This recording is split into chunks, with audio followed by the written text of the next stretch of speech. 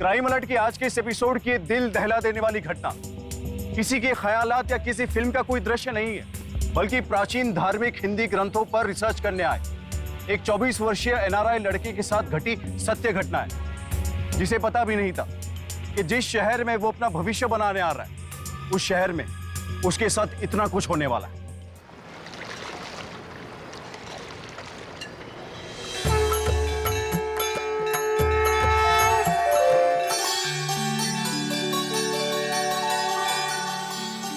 उषा बिटिया, आपसे कुछ बात करनी है, बहुत जरूरी है, आइए जरा। जी पंडित जी। उषा बिटिया, तुम्हें किसी से मिलवाना है मुझे। अच्छा। रोहित,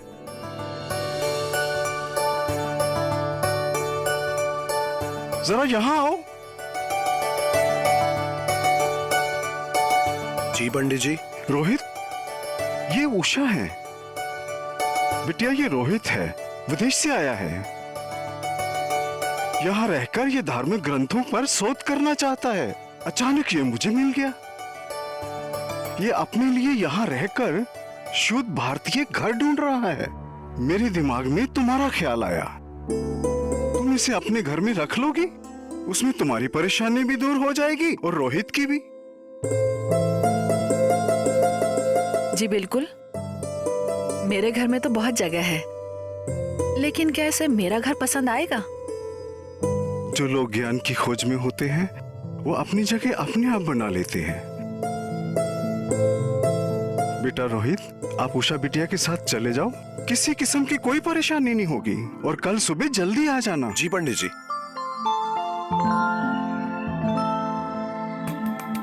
आओ रोहित।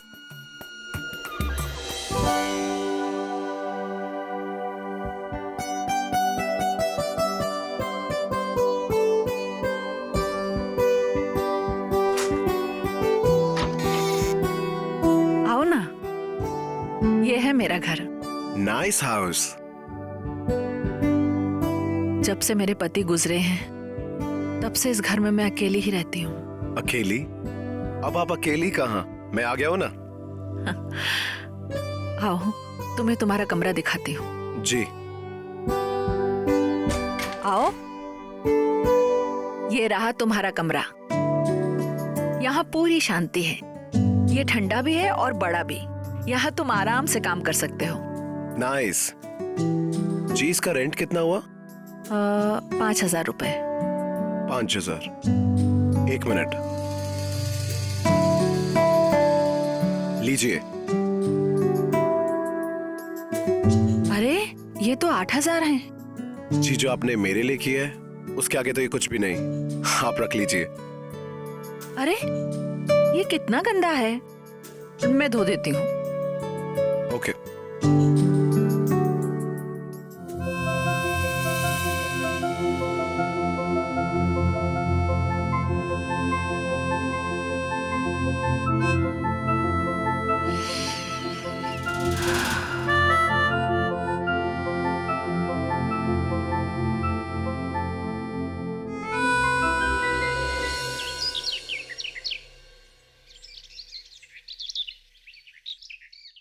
जी, आप लोग कैसे हैं? मैं बहुत बढ़िया।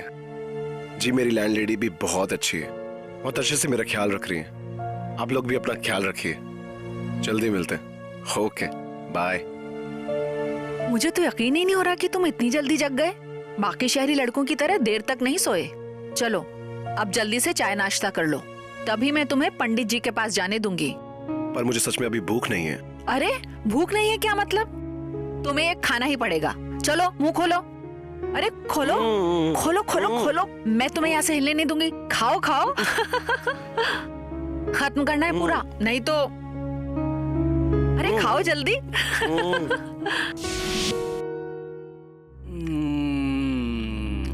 वाह भाभी वाह, क्या खाना बनाया है। मजा खाना खा के। कोई त्योहार है क्या? इतनी बढ़िया सब्जी, दाल, गुलाब जामुन। वाह। भगवान की कृपा से एक विदेशी किराएदार मिला है। अच्छा लड़का है। अच्छा है।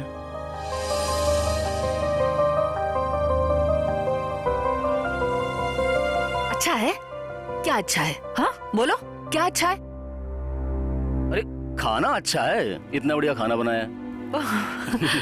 तो कुछ मीठा हो जाए, मतलब नई चादर है तो अब इसका उद्घाटन तो कर लेना चाहिए। धत, बेशर्म कहीं के। अरे बेशर्म तो हम ही हैं, हमसे क्या शर्माना। सुनो, तुम्हें अभी जाना चाहिए, रोहित आता ही होगा। अच्छा, रोहित, इतना ख्याल तुम्हें रोहित का? मतलब उसके चक्कर में तुम इस गरीब को भूल जाओगी? ठीक है, हम ठहरे हैं गरीब कंपाउंडर, लेकिन वो तो मतलब कहाँ है? कड़े कड़े नोट कहाँ हैं? अरे वो बैठो बैठो, हमको पता है।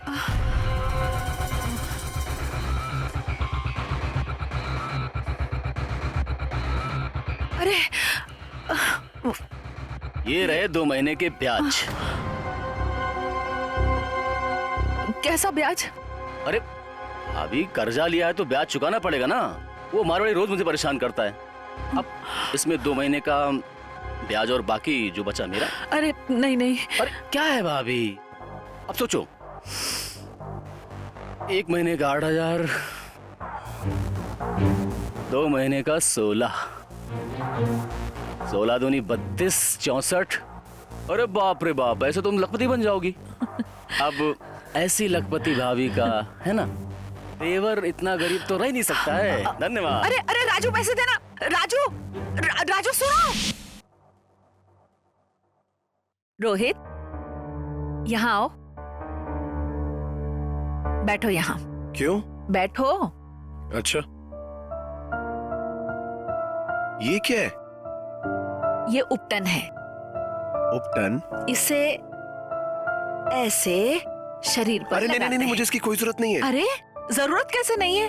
दिन भर तुम धूप में घूमते रहते हो, फोटोग्राफी करते रहते हो, देखो क्या हालत बना रखी है। पर सच में मत लगाइए ना।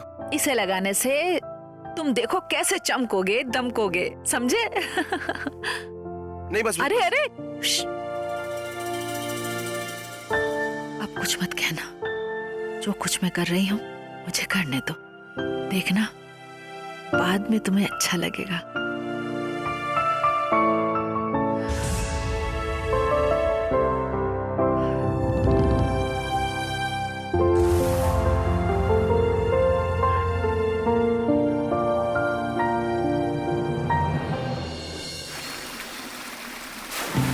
हेलो, हाँ भाई अंकित, सब ठीक है भाई। पंडित जी ने भी मेरी बहुत हेल्प करी। हाँ मैं यूनिवर्सिटी गया था। हाँ बस अभी लाइब्रेरी के लिए निकलने लगा हूँ। हाँ यहाँ सब कुछ ठीक है, एनवायरनमेंट भी बहुत अच्छा है। हाँ अच्छा घर मिल गया मुझे। उषा जी मेरा बहुत ख्याल रखती है, मेरा खाने पीने का, हर चीज का। इनफैक्ट वो मेरे कपड़े भी धो देती हैं। सच कहूँ तो मुझे बिल्कुल मेरे एक फैमिली मेंबर की तरह ही लगती हैं। हाँ भाई, जी भाई, ओके भाई, ओके ओके, बाय।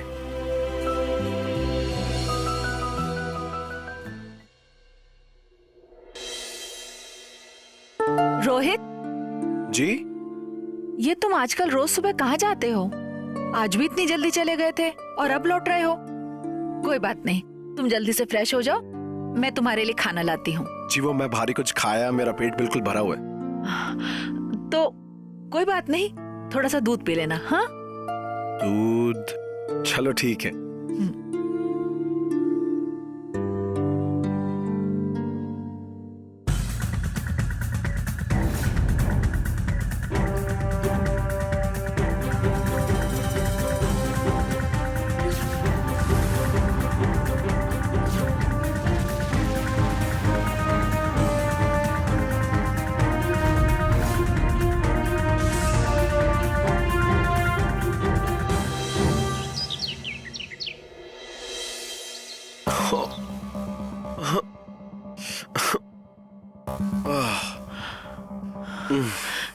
रोहित, क्या हुआ?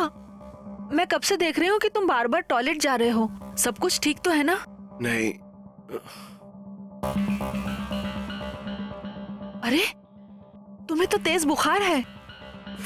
बेडरूम में जाकर थोड़ी देर आराम कर लो। मैं तुम्हें हमेशा कहती हूँ कि धूप में मत घूमो, बाहर का खाना मत खाओ, लेकिन तुम मेरी सुनोगे तब ना। अब हो गई ना परेशानी? अच्छा ठीक है, मैं पहले तुम्हें देसी दवाई खिलाती हूँ, फिर हम डॉक्टर को बुलाएंगे, है ना? डॉक्टर? हाँ डॉक्टर, फिर दवाई, फल, फ्रूट्स, काफी सारी चीजें लानी है। तुम चिंता मत करो, मैं कुछ ना कुछ इंतजाम कर लूंगी। जी ऐसी कोई बात नहीं है, प्लीज आप मेरा एक काम करेंगी, अंदर रूम में जाके मेरा वॉलेट ले आइए। परवर कुछ नहीं, प्लीज ले आइए। ठीक है। Thank you.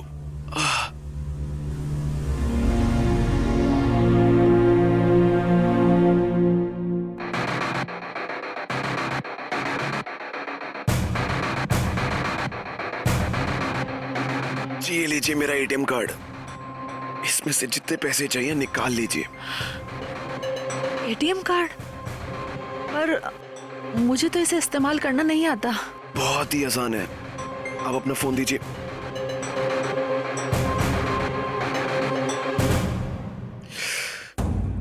ये मेरा एटीएम पिन है, आप एटीएम में जाइए, पिन डालिए, जितने पैसे चाहिए निकाल लीजिए। फिर भी समझ ना आए, बैंक जाइए, एटीएम जाइए, कोई ना कोई आपकी मदद जरूर करेगा। ठीक है, तुम आराम करना। हाँ, मैं भी आती हूँ। Thank you so much.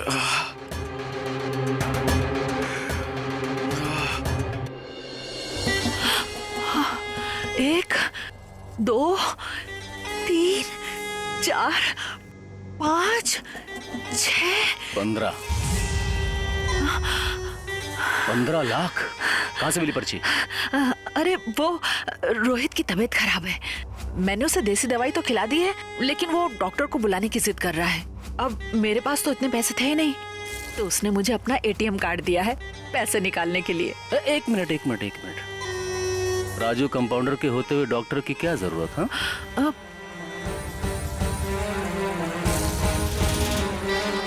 ये लड़का रोहित है ना, ये हमारे लिए सोने का अंडा देने वाली मुर्गी है।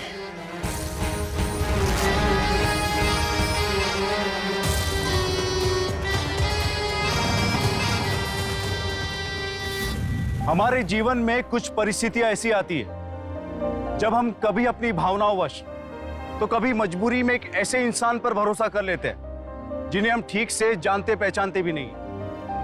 हम सरकार और बैंक द्वारा दी गई चेतावनियों को भी नजरअंदाज कर देते हैं। हमें एक बात अच्छी तरह से समझाई जाती है कि बैंक से संबंधित सभी गुप्त जानकारियों को किसी से भी साझा करने की गलती कभी ना करें। रोहित उषा को एक सीधी सादी महिला और अपनी शुभचिंतक मानता था, इसीलिए उसने उषा पर भरोसा कर उसे अपना एटीएम कार्ड इस्तेमाल करने की अनुमति दे दी। रोहित ने उषा को अपना एटीएम कार्ड इस्तेमाल करने की अनुमति देकर गलती कर दी थी, तो क्या ये गलती उसे बहुत भारी पड़ने वाली थी? लंबी सांस लो।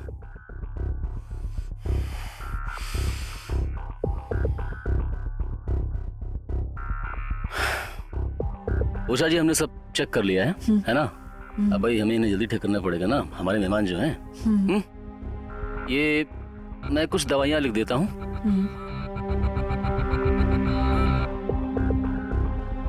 ये लीजिए, और जरा खाने का ध्यान रखिए, खाना हल्का खिलाइएगा जी। जल्दी ठीक हो जाएंगे ये।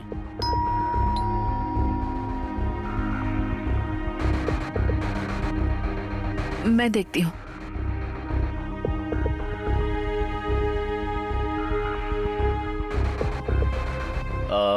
ठीक है, मैं चलता हूँ रोहित, तुम अपना ख्याल रखना। Thank you doctor.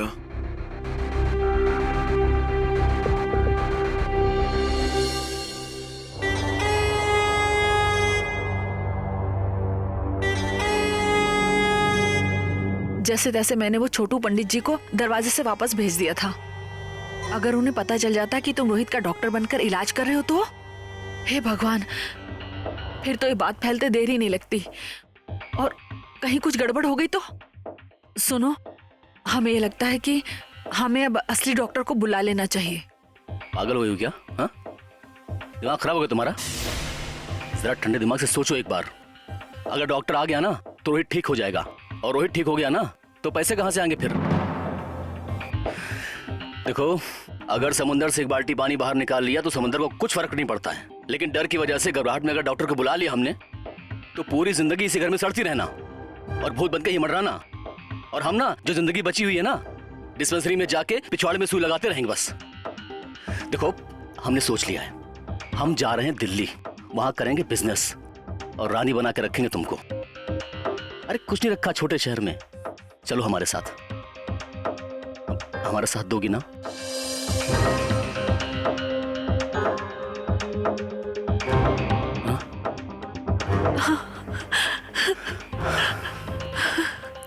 इसीलिए मैं तुमसे इतना प्यार करती हूँ। तुमने हमेशा मेरा हौसला बनाए रखा, मुझे इतने सारे सपने दिखाए, वरना क्या थी मैं? एक गरीब पंडित की बेटी, शादी के बाद एक गरीब पंडित की बीवी, और अब एक गरीब विधवा। मुझे जिंदगी में कभी कोई सुख नहीं मिला, लेकिन अब भरोसा ना मुझ पे? हम वादा करते हैं कि हम तुम्हारे सपनों को पूरा करेंगे।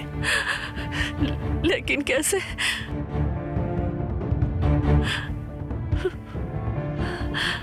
राजू कंपाउंडर नाम है हमारा। आज तक हमने जिसका भी इलाज किया है ना, कभी असफल नहीं हुआ है, एकदम परफेक्ट, सक्सेसफुल हमेशा। लेकिन ये जो कुछ पैसा कमाने का मौका मिला है ना, हम बेवकूफ़ी से गंवाना नहीं चाहते। 10 लाख, सिर्फ 10 लाख रुपए तो चाहिए ना हमें अपने सपने पूरा करने के लिए, है ना?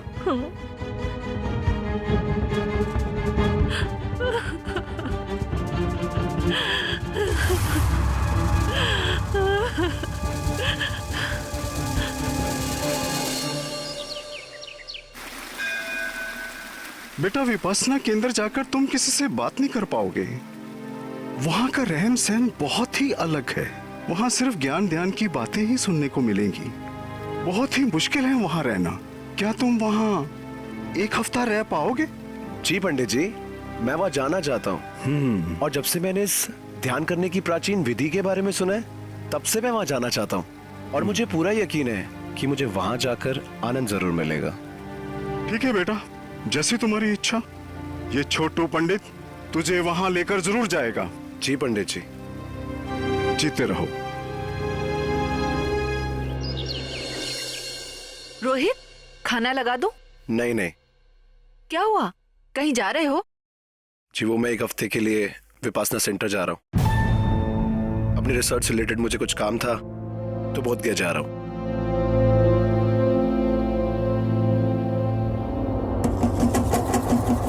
सुनो, आज ही तो तुम ठीक हुए हो, अभी तो ठीक से चल फिर भी नहीं सकते, और तुम ये कह रहे हो कि तुम शहर से बाहर जा रहे हो, वो भी 1 हफ्ते के लिए। रोहित, तुम्हें अंदाजा भी है मैं तुम्हारे बगैर कितना परेशान हो जाऊंगी? क्या तुम्हें सच में लगता है कि मैं तुम्हारे बगैर 1 हफ्ता रह पाऊंगी? नहीं रोहित, मत जाओ, तुम्हें यह सब कुछ मिलेगा जो तुम चाहोगे। तुम नहीं जानते रोहित, तुम्हारे बगैर मैं अकेली हो जाऊंगी। मुझे तुम्हारी बहुत जरूरत है। तुम जब सुबह घर से बाहर जाते हो ना, तो मैं पूरा पूरा दिन सिर्फ तुम्हारा इंतजार करती हूँ। मुझे छोड़कर मत जाओ। नहीं जाओगे ना? बोलो बोलो, नहीं जाओगे ना? मैं तुम्हें बहुत प्यार करती हूँ, बहुत प्यार करती हूँ।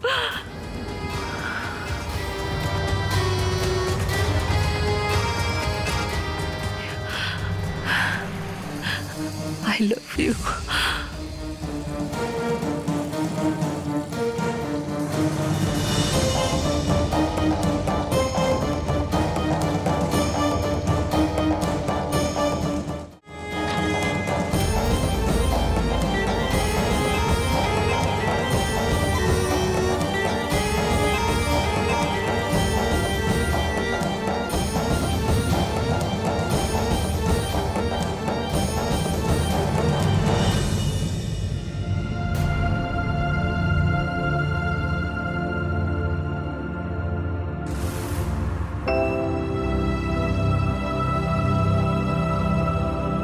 हो गई अतिथि सेवा?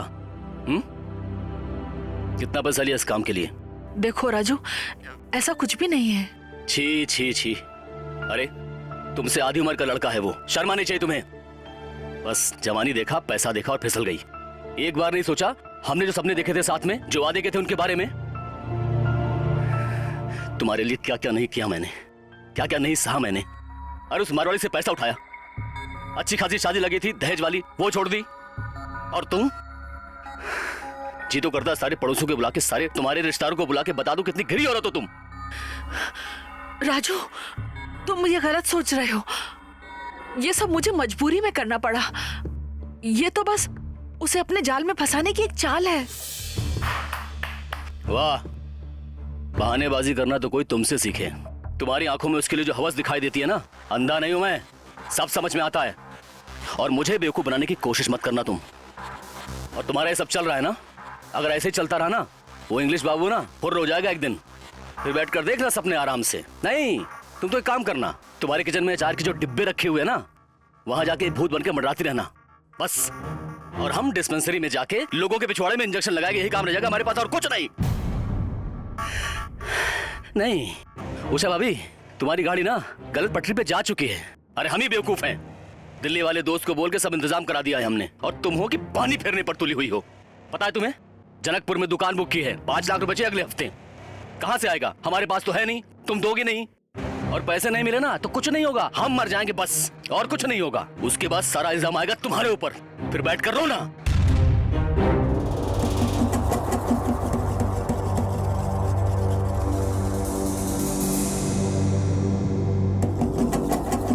तो क्या इसे हम वापस कर दें?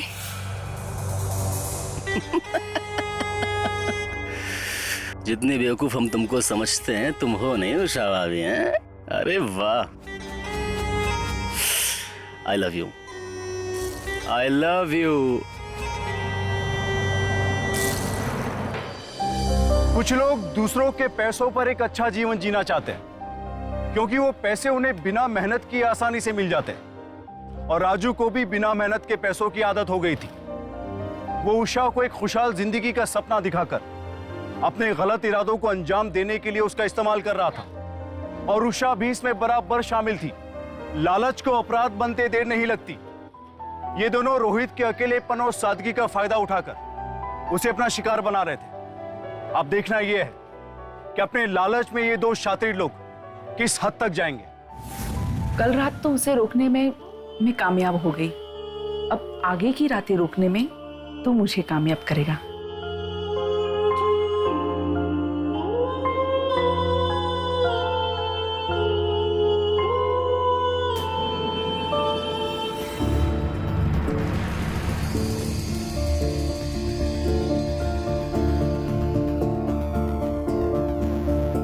रोहित, मैंने तुम्हारा नाश्ता बना दिया है, नाश्ता करके ही जाना। जी ठीक है, नाश्ता करके ही जाऊंगा, आ रहा हूं।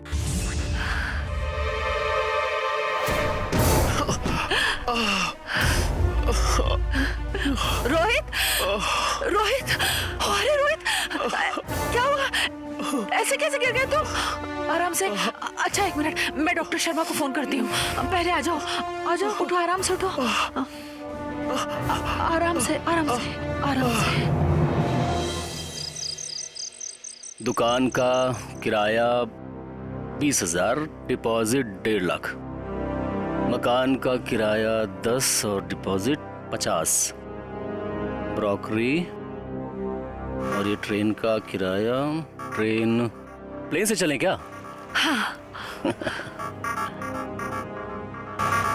अच्छा सुनो ना, नींद की 2 गोलियां खाने के बाद रोहित सो गया है, लेकिन उसका ये फोन बड़ी आवाज कर रहा था, तो कहीं आवाज से वो जग ना जाए, तो मैं ये फोन ही उठा कर ले आई। वाह भाभी, क्या गजब का काम किया है, कसम से दिल प्रसन्न कर दिया आपने।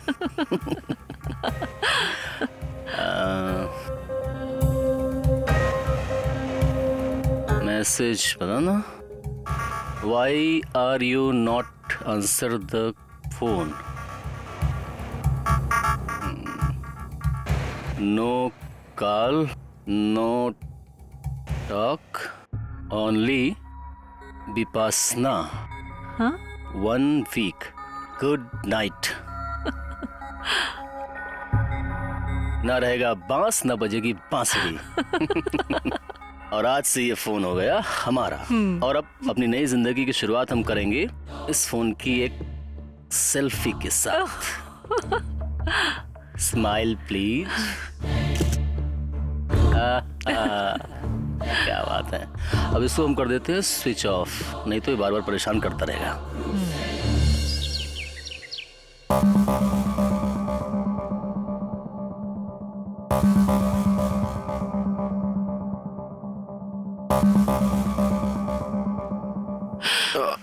आराम से रोहित। आज क्या डेट है?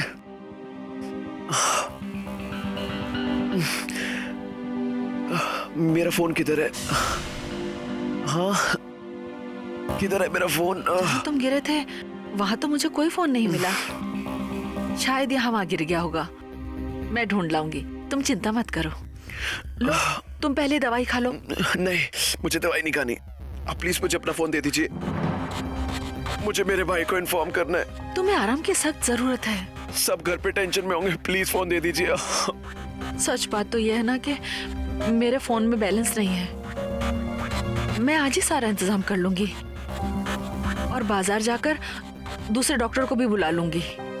तुम्हें ठीक होना पड़ेगा रोहित। मुझे तुम्हारे स्पर्श और साथ के बिना नींद नहीं आती। तुम जल्दी से ठीक हो जाओ। हाँ, हाँ। लो, दवाई खा लो।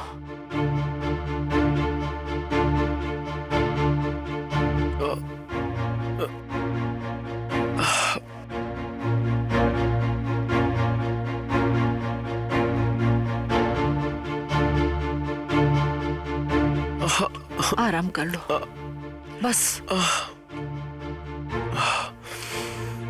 सो जाओ।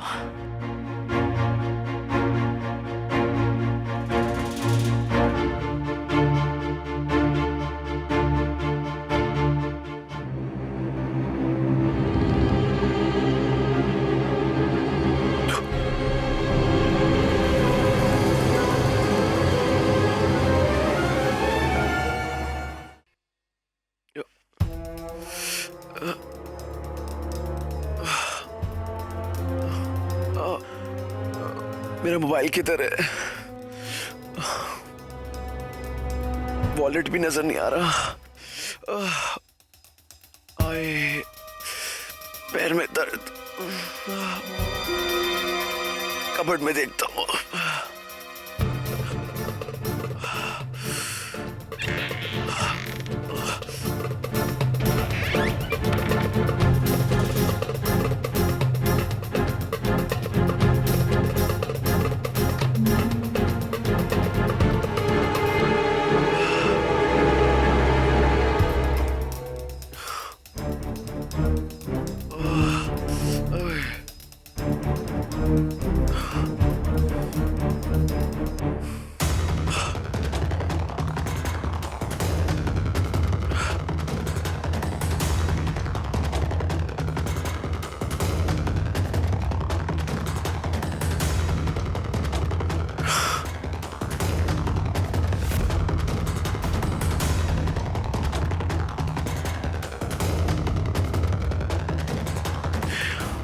अगस्त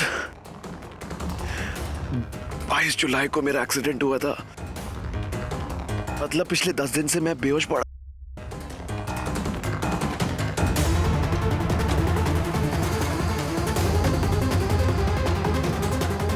ये तो मेरे बैंक अकाउंट की रिसीप्ट है। इतने कम पैसे।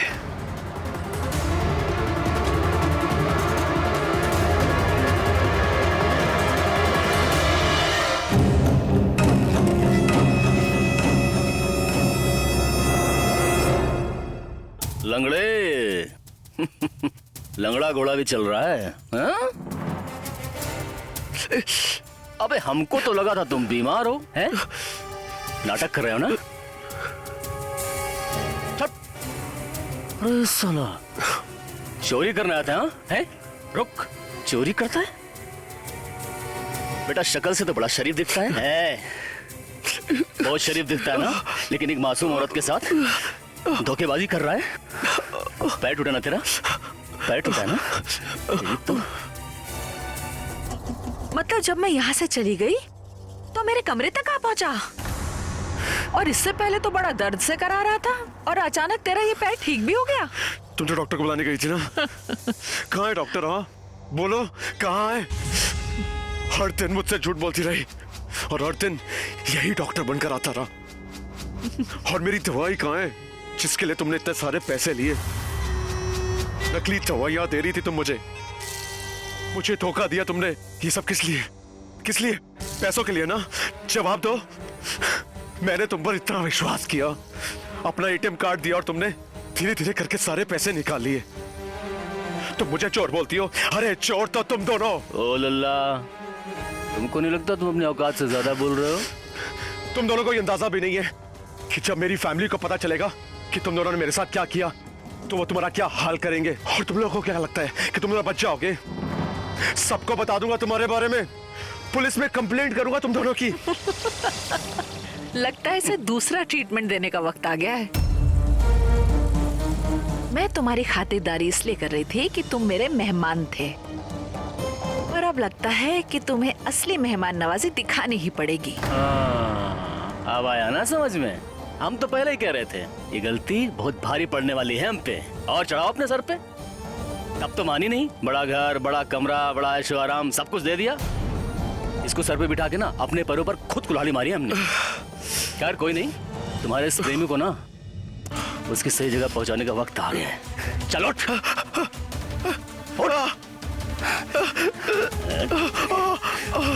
चल साला, तो तुझे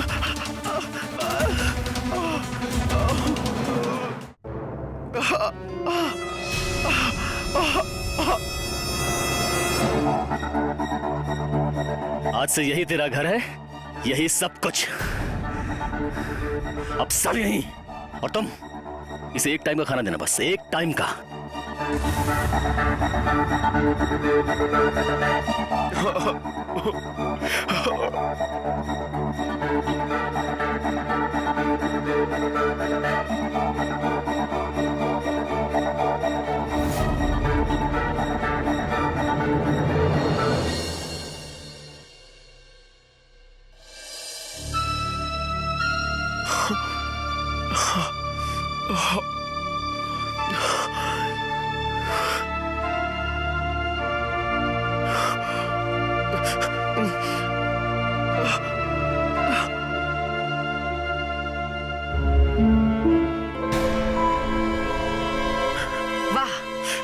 तेरी इतनी हिम्मत! एक हफ्ते से तूने खाना नहीं खाया है, फिर भी तुझ में इतनी ताकत बची है कि तू भागने की कोशिश कर रहा है। नहीं, हाँ? तू ऐसे नहीं सुधरेगा। आज से तेरा खाना पीना बिल्कुल बंद। नहीं, मुझे बहुत भूख लगी, खाना,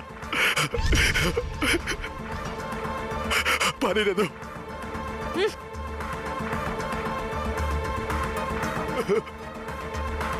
कुछ तो दे दो, मत करो।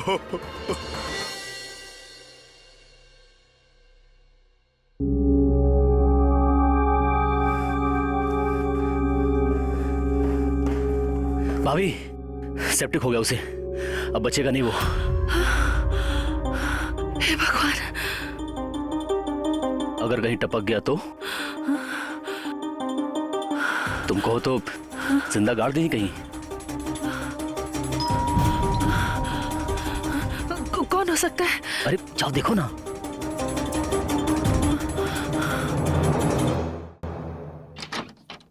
जी हाय, आई एम अंकित, रोहित का भाई। पंडित ब्रजमोहन जी ने बताया कि भैया आपके घर में रहते हैं। पर रोहित तो 20 दिन पहले ही चला गया। कह रहा था किसी आश्रम में जाना है, कुछ ध्यान व्यान की बातें कर रहा था। भाभी कौन है? जी जी मुझे अब चलना होगा। वो क्या है ना, घर में मेहमान आए हुए हैं। जी नमस्ते। नमस्ते।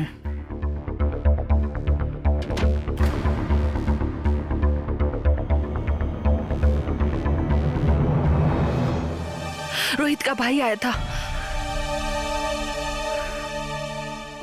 हमको कुछ ठीक नहीं लग रहा है।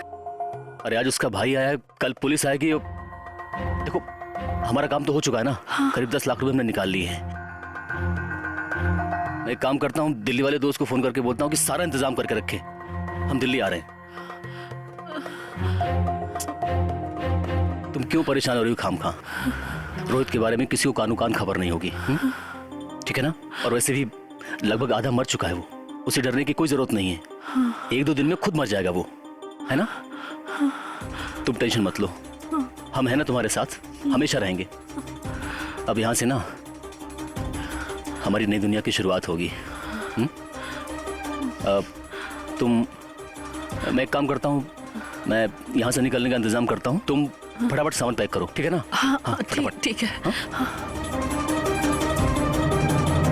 सर भैया कभी ऐसा नहीं करते, जहाँ भी रहते हैं तो डेली मुझे इन्फॉर्म करते थे। सर मैं विपासना सेंटर भी जाकर आया हूँ। एक्चुअली सर वो वहाँ गए नहीं, और मैं वहाँ भी गया था जहाँ वो रहते हैं, लेकिन उस औरत ने बताया कि वो 20 दिन पहले यहाँ से गए, कुछ तो गड़बड़ है। मैंने कई बार उनका फ़ोन ट्राई किया, but there is no response sir. Randeep, yes sir. इधर आओ। Yes sir. इनका रिपोर्ट लिखो जी और इनसे नंबर लेके वो ट्रैकिंग पे डालो। Okay sir. फिर उसके बाद इनके घर भी जाना है। जी सर। चलिए।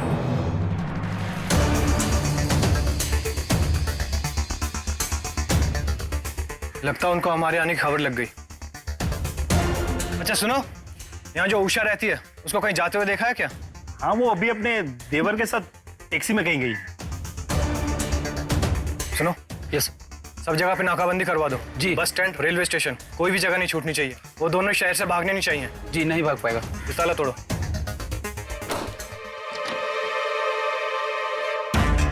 उधर देखो जाके, तुम उधर देखो। सर मुझे यकीन है इन लोगों ने भैया के साथ ज़रूर कुछ गलत किया होगा। चलो अंदर देखो।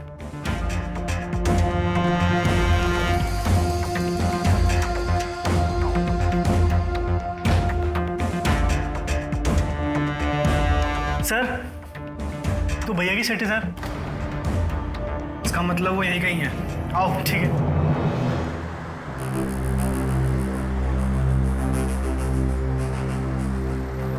रुको रुको रुको रुको, अरे यही तो है दोनों। बाहर निकलो, बाहर निकलो। क्या हुआ साहब? कहाँ जा रहे हो? चलो बाहर निकलो।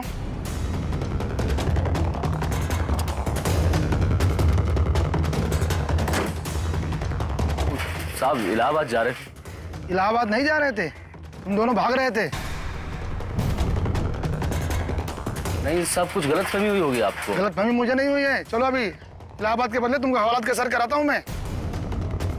ओ मैडम, ये बाहर निकलिए, आपको क्या इन्विटेशन देना पड़ेगा?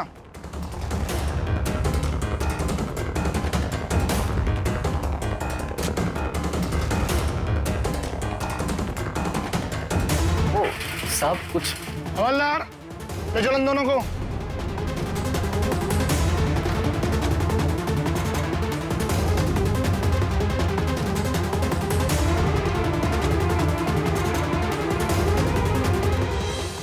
बचाओ, कोई तो बचाओ। कोई है? सर ये आवाज़ तो भैया की।